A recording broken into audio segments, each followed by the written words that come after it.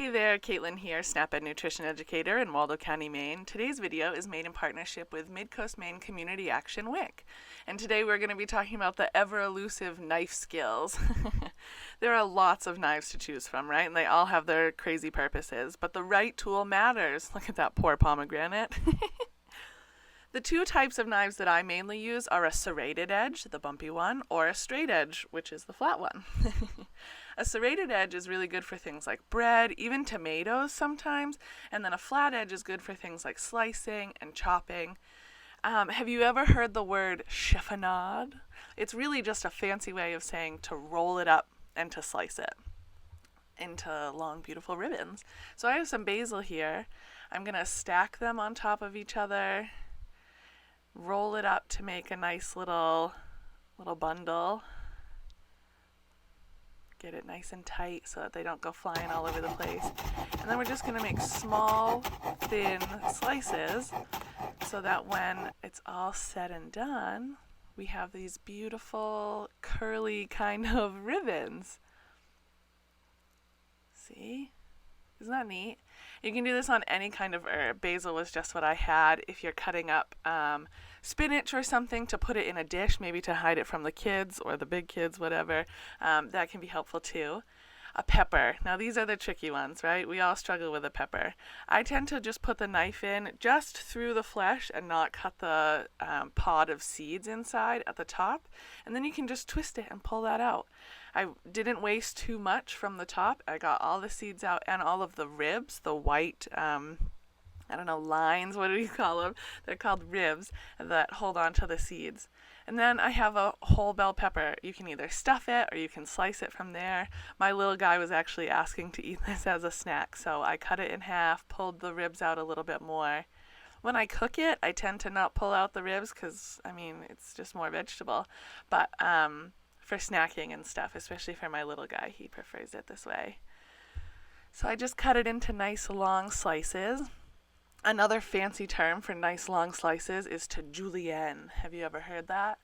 Julienne. Yeah, so the next time you're reading a recipe and you're like, I have no idea what this means, they're just being fancy. So there we have our julienne bell pepper. Put that in a little snack bowl and handed it off to my little guy. And then for this other half, I thought we could dice it. So we're actually going to start with a julienne. We're going to make nice, thin, long slices.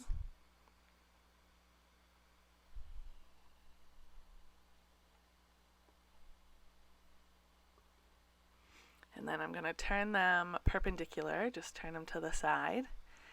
And I'm going to go, and not as thinly because I want these to be nice kind of chunky squares. They're going in a salad. I just cut them so that they're nice, even squares. Now when you get to the bottom and you get to the curled part, they're not going to be nice, even squares. But as long as they're all the same size, then that's diced. That's a nice medium dice on those peppers. Speaking of dicing, how about an onion? There are so many ways to cut an onion, right? And none of them are wrong. Unless you cut your own hand off, I guess that would be wrong. But there are so many ways to cut an onion. I always start by topping and tailing it. That just means cutting off the top and the bottom. And then that way it usually creates like a little slice or like a little tear down the side so I can see which layer is just the skin. That way I don't have to lose a whole layer of my onion just to get all the skin off. Sometimes it leaves behind those little, it's almost like a skin on it. You can just peel those off. It's not a big deal. Then I cut it in half from the top to the bottom, and then here's where choices get made. So if you cut it long way, like this, it's really good for like stir fry or things where you want the onion to kind of hold its shape. Where you want to know or see that there's onion in it. I like to do this for pasta dishes. Oops, sorry, bumped my camera there.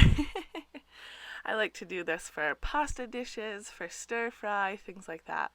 You can always dice it from there as well, go the long way, and then chop it up nice and small. Onions are magical because they already have the layers inside, so you don't have to cut through and risk slicing a finger off trying to cut it like parallel with the cutting board. I cut them pretty small, usually for like pasta sauce, things like a casserole, or if I'm trying to hide it. Then you can cut it the other way. You can cut it so that you get these like rainbows of onions, these long arches. This is great for like caramelizing or cooking down because they won't hold this shape very well. They'll turn into beautiful onion strings. And lastly, let's talk about core fruit. I don't have a corer like an apple corer, so this is how I cut apples, pears, anything with a core. I cut one whole side off and then I lay it down flat so it doesn't roll away from me. So there's only one dangerous cut, or one cut where I'm risking the pear rolling away from me. And then I just cut so that I have a square core left, and then I can go through and make slices out of the 4 big chunks that I've made. I find this so much easier than trying to like cut it in half and dig out the core, or having multiple devices just to cut an apple. You need the corer, you need the slicer, you have the whole apparatus that you can push down on top of it. I just, using my regular knife, cut a square around the core, and there you go. I've got a nice pear. Thank you so much for watching. Don't forget to be creative. As always, stay safe, wash your hands, have fun with it. And a quick shout out to Waldo County Bounty and the Belfast Soup Kitchen, who will be doing more food box pickups at both Athena Health and Mount View School Complex on Friday, February 5th and Friday, February 19th from 9 to noon, and then from 1 to 4 or until supplies last. And as always, head to mainsnaped.org for more.